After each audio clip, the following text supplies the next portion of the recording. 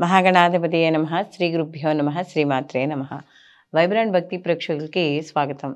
2024 సంవత్సరం మే నెల మాస ఫలితాలు తెలుసుకుందాం. ద్వాదశ రాశుల వారికి శుభాశుభ ఫలితాలు ఏ విధంగా ఉంటాయి అని తెలుసుకునే ముందర అసలు ఈ మే మాసంలో వీళ్ళకి గ్రహస్థితి కానీ మనం ఒకసారి పరిశీలించుకుంటే, ఇక్కడ రవి మనకి మే 14వ తారీఖున వృషభ రాశిలోకి రాత్రి 9:22 ప్రవేశించడం అనేది జరుగుతుంది. అలాగే కుజుడు మనకి జూన్ 1వ తారీఖు వరకు, అంటే ఈ మాసం అంతా కూడా ఈయన మీనరాశిలో సంచారం చేయడం అనేది జరుగుతుంది. బుధుడు మే 10వ తారీఖున మేషరాశిలోకి సాయంకాలం 4:43 ఈయన మార్పు చెందడం అనేది జరుగుతుంది. అలాగే గురువు ఈ సంవత్సరం అంతా కూడా మనకి మే మాసం నుండి ఈ సంవత్సరం అంతా కూడా వృషభ రాశిలో సంచారం చేయడం అనేది జరుగుతుంది. శుక్రుడికి వచ్చేటప్పటికి మనకి మే 19వ తారీఖున శుక్రుడు వృషభ రాశిలోకి ఉదయం 8:42 ఈయన సంచారం చేయడం. అలాగే శని భగవానుడు వచ్చి మనకి కుంభరాశిలో మనకి ఇక్కడ సంచారం చేయడం ఈ మాసం అంతా కూడా. అలాగే రాహు వచ్చి మీనంలోను, కేతువు వచ్చి మనకి కన్యలోను సంచారం చేయడం అనేది జరుగుతోంది.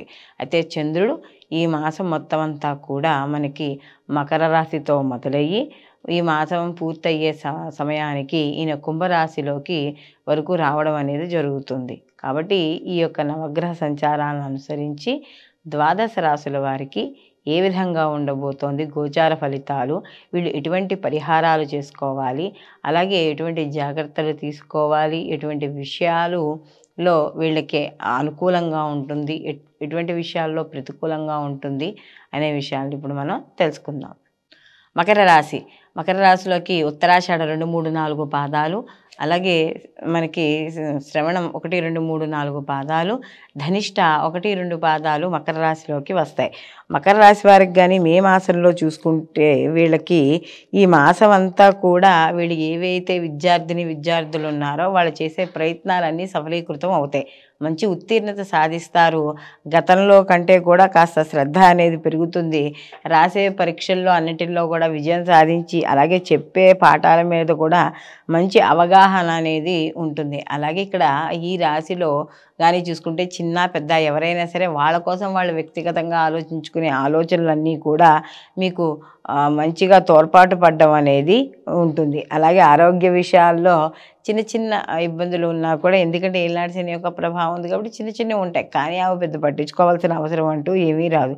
అలాగే ఏదైనా ఒక చిన్న విషయం ఇంట్లో గొడవలు కానీ, లేకపోతే ఏదైనా వాదనలు కానీ జరిగినా, లేకపోతే మీకు నచ్చని పనులు ఏవైనా జరిగినా కూడా వాటి గురించి ఎక్కువగా ఆలోచించడం అనేది మంచిది కాదు. అలాగే వీళ్ళు చేసే వృత్తి ఉద్యోగ వ్యాపారాలు అనేవి, వీళ్ళకి వచ్చే వేతనాలు ఇవన్నీ కూడా కాస్త సంతృప్తికరంగా ఉంటుంది. ఆర్థికపరమైన విషయాల్లో కూడా ముందంజ వేయడము, అలాగే ప్రతి పనిలోనూ కూడా మంచి ప్రశంసలు అందుకోవడము, ఇలాంటివన్నీ కూడా కనబడుతూ ఉంటాయి. అలాగే అంటువ్యాధులు, అగ్ని ప్రమాదాలు ఇలాంటివి ఏవైతే ఉన్నాయో వాటికి కాస్త గురి కాకుండా జాగ్రత్తగా చూసుకోవడం అనేది ఇక్కడ మంచిది. మొత్తం మీద ఈ రాశి వారికి కానీ చూసుకుంటే ఈ మాసంలో రాజకీయ, సినీ, కళా, రాజకీయ రంగాల్లో ఉన్న వాళ్ళకి వీళ్ళందరికీ కూడా సామాన్య ఫలితాలు గోచరిస్తున్నాయి. వీళ్ళు మరిన్ని మంచి ఫలితాలు పొందడానికి వీళ్ళు ప్రతిరోజు కూడా వీళ్ళు ఈ యొక్క శివనామ సహస్రనామ స్తోత్రాన్ని కానీ, శివ సాన్నిధ్యం అంటే ఈ శివుడికి సంబంధించి ఏవైనా అభిషేకాలు కానీ లేటిలో సరే పాల్గొన్నా సరే వీళ్ళకి ఈ ప్రతికూల ఫలితాలు తగ్గడం అనేది జరుగుతుంది. అయితే ఈ గోచార ఫలితాలు అనేవి మనకి కొంతవరకునే మనకి ప్రెడిక్ట్ చేయడం అనేది జరుగుతుంది. కాబట్టి ఈ గోచార ఫలితాలతో పాటుగా వ్యక్తిగత జన్మజాతకాలు ఏవైతే ఉన్నాయో ఆ రెండు పక్కన పెట్టుకుని అప్పుడు చెప్పడం ద్వారా కాస్త రిజల్ట్, అంటే వ్యక్తిగత జాతకాలను కూడా ఎప్పుడైతే మనం దానికి సంబంధించిన ఫలితాలు కలుపుతామో అప్పుడు పూర్ణ జాతకం అనేది మనకి రావడం అనేది జరుగుతుంది. ఎందుకంటే ఇవి ఇప్పుడు మనం చెప్పుకునే గోచార ఫలితాలు, పుట్టినప్పుడు గ్రహాలు వేరేగా ఉంటాయి, లగ్నం వేరే అవుతుంది, కాబట్టి ఇవన్నీ కూడా కనబడుతూ ఉంటాయి. కాబట్టి ఏ విషయాన్ని తెలుసుకోవాలన్నా కూడా ఇక్కడ మనకి వాటికి సంబంధించిన వివరాలు అనేవి తెలియాలి. కాబట్టి ఈ గోచార ఫలితాలతో పాటుగా జన్మజాతక ఫలితాలు కూడా తప్పనిసరిగా పరిశీలించాలి అని చెప్పేది దాని గురించి. సర్వే జన సుఖినో భవంతు. లోకా సంస్థ సుఖినో భవంతు.